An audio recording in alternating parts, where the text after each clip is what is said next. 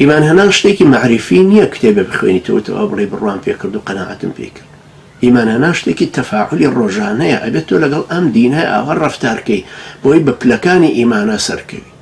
ئەجینا هەر ئیمانەکەت حاڵەتێکی عرابیە وقالت الأعراب آمنا قل لم تؤمن ولكن قولوا أسلم ولما يدخل الإيمان في قلوبكم.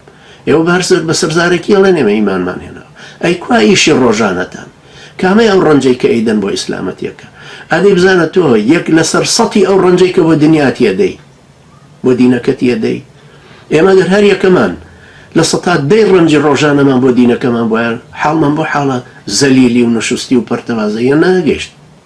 خەڵک لە ڕەمەزانیش مزگەوتەکانمان لێ داخا و باڕەکان بکات.